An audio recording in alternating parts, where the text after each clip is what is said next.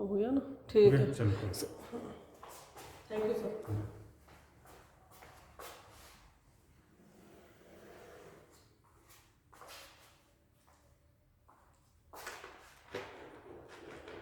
पिछली क्लास में हमने किसी घूमती हुई निर्देश तंत्र के अंदर रूपांतरण समीकरण ज्ञात किए थे। निर्देशन रूपांतरण समीकरण, वेग रूपांतरण समीकरण और त्वरण रूपांतरण समीकरण। और हमें ये लिया था, उसके अंदर स्पेशल केस था कि एस फ्रेम के सापेक्ष नियत कोणीय वेग ओमेगा से गतिशील है, लेकिन दोनों फ्रेम के मूल बिंदु और z अक्ष परस्पर संपातित हैं। और इस स्पेशल केस के अंदर में रूपांतरण समीकरण ज्ञात किए थे और ये भी देखा था कि एस फ्रेम जो है वो अजड़त्वीय निर्देश तंत्र है। बाहरी बल की अनुपस्थिति में भी एस फ्रेम में वस्तु की गति जो है वो त्वरित दिखाई देती है। आज हम घूर्णी निर्देश तंत्र के बारे में पढ़ेंगे, रोटेटिंग फ्रेम ऑफ रेफरेंस के बारे में पढ़ेंगे। माना एक जड़त्वीय निर्देश तंत्र एस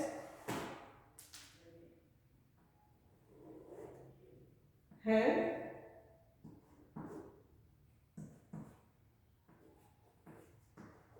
इस फ्रेम के सापेक्ष एक अन्य निर्देश फ्रेम एस डैश नियत कोणीय वेग ओमेगा से गतिशील है।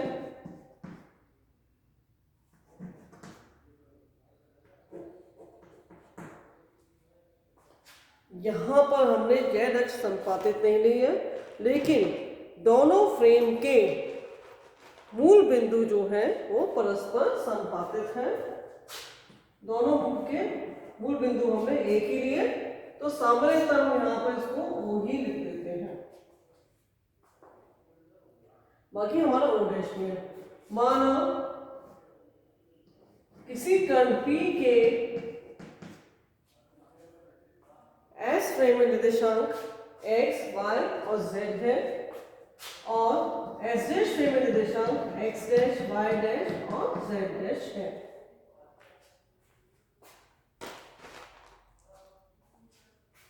तो हम लिख सकते हैं पोजीशन वेक्टर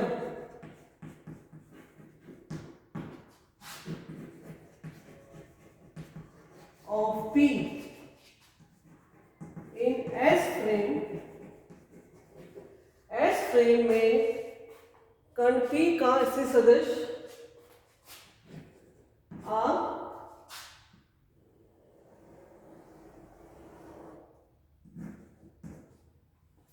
जिसको लिख सकते हैं OP equals to XI plus YJ plus ZK, equation 1, जहां पर x, y, z S frame में कण के निर्देशांक है। I, J, K क्रमशः x अक्ष के अनुदिश, y अक्ष के अनुदिश और z अक्ष के अनुदिश यूनिट वेक्टर है, एकांक सदिश है। इसी तरह से हम एस डैश लिख सकते हैं पोजीशन वेक्टर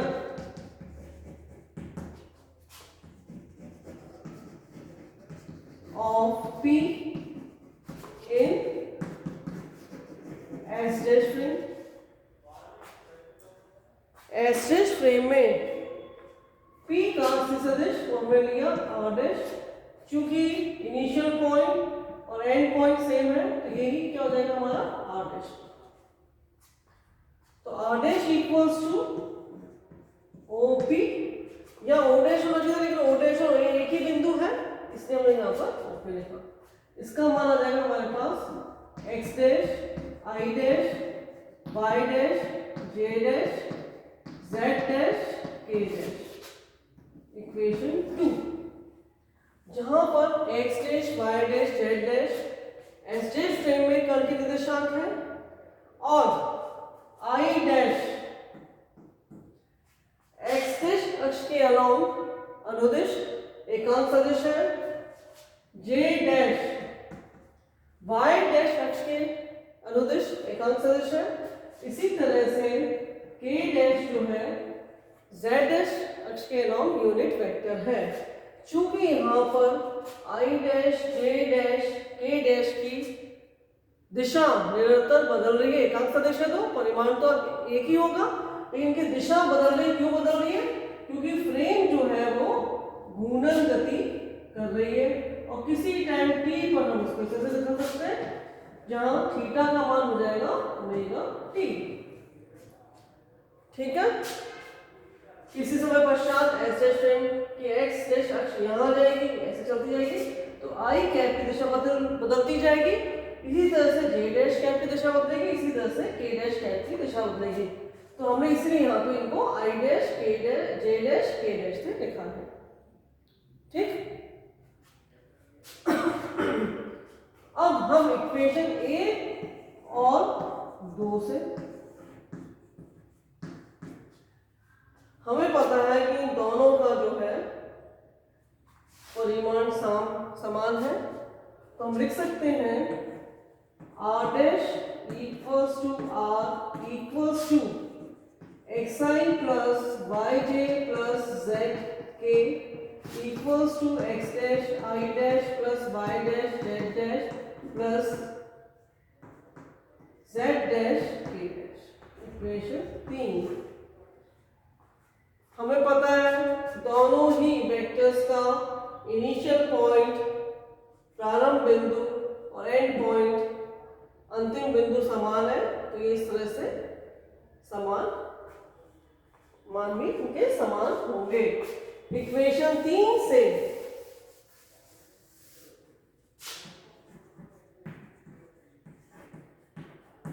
हम लिख सकते हैं are dash equals to R equals to x dash I dash plus y dash j dash plus z dash k dash। Equation 4। हमने यहां से ये ले लिया और ये ले लिया, तो इक्वल्स टू हम ले सकते हैं। समीकरण 4 को समय के सापेक्ष अवकलित करने पर इक्वेशन 4 को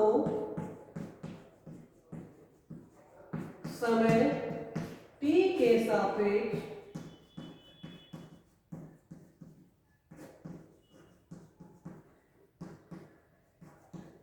अवकलित करने पर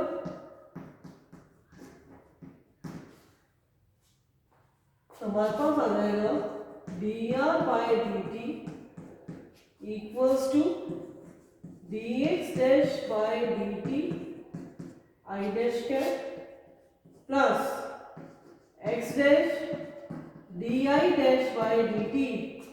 क्योंकि इसका भले परिमाण तो एक ही हो, निश्चित हो, लेकिन इसकी दिशा समय के साथ निरंतर बदल रही है, इसको भी हम डिफरेंशिएट करेंगे। वेक्टर क्वांटिटी है, दिशा बदल रही है, तो समय के साथ इसको भी हम डिफरेंशिएट करेंगे। इसी तरह से आगे dy dash by dt J dash plus y dash dj dash by dt, same. Next dz dash by dt k dash plus z dash dk dash by dt। इस वाली इक्वेशन को हम रीअरेंज कर लेंगे। अब मैं इसको मिटा दूं डायग्राम को।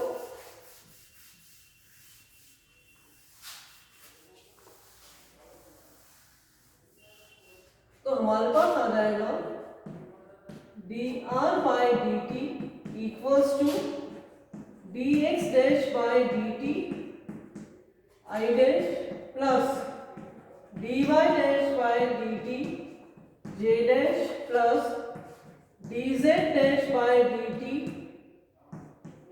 k डैश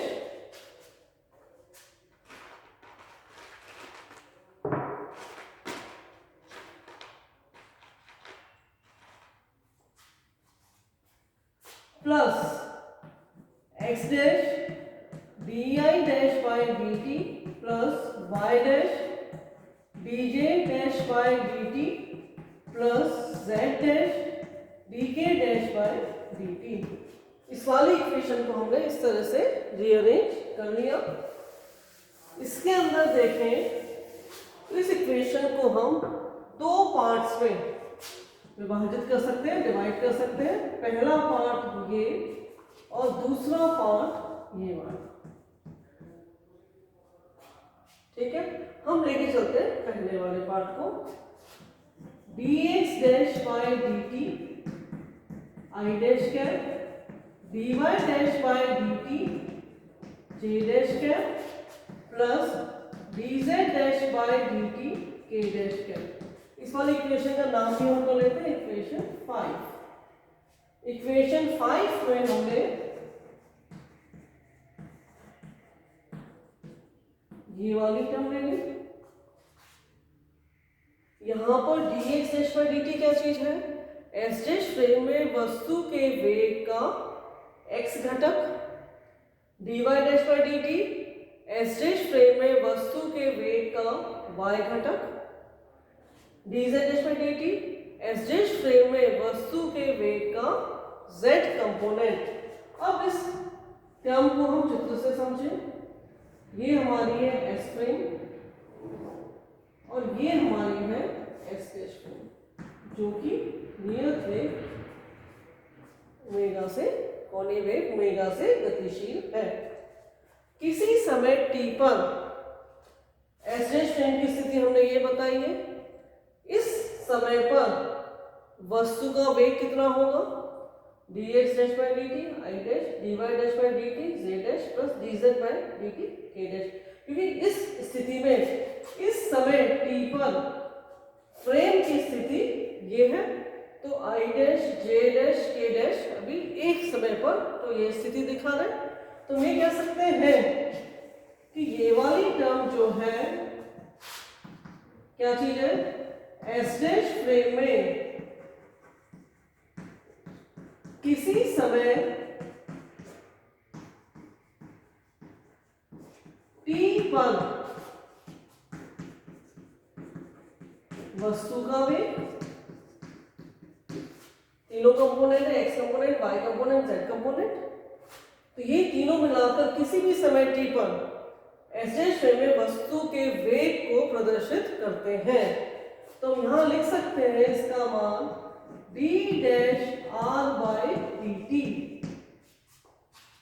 यहाँ r तो हमने पहले देखा, क्योंकि एंड पॉइंट और इनिशियल पॉइंट सेम है तो r डैश और r एक ही होगा, तो हमने यहाँ पे इसको r लिखा सिर्फ ये बताने के लिए कि ये जो वेग है वो एस डैश में वस्तु का वेग है। हमने d पर डैश लगा दिया। यहाँ d पर जो प्राइम है, ये निशान जो है ये शो करता है कि ये एस डैश फ्रेम में वस्तु के वेग को बता रहा है। तो हमारे पास ये आ गया, इसको हम लिखेंगे इक्वेशन 6। क्या चीज है? D dash are by D T S dash frame में वस्तु का वेग। तो इक्वेशन 5 और 6 से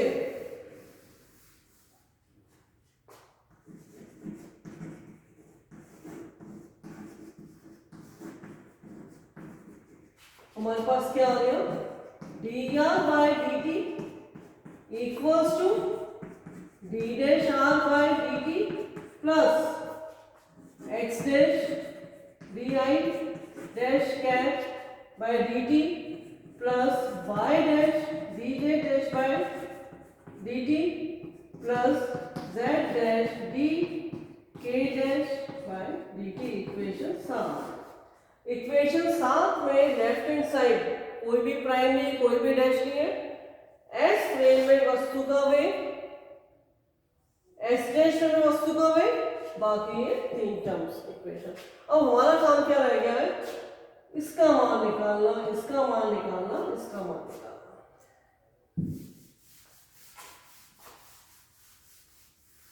चूंकि किसी भी वृत्ताकार पथ में गति करते हुए कण के रेखीय वेग और कोणीय वेग के मध्य संबंध होता है, v equals to omega cross r. जहां पर वृत्ताकार पथ में गति करते हुए कण का v रेखीय वेग है, कोणीय वेग ओमेगा है और आर उसका पोजीशन वेक्टर है। इसको हम लिख सकते हैं यहाँ पे, यदि मैं इसको चेंज करूं तो मैंने इसको लिखा capital V omega cross r. सिर्फ एक कंफ्यूजन हो जाए कि आर ए आर सेम है, ठीक है। यहां हम लिख सकते हैं इसको d r by d t equals to omega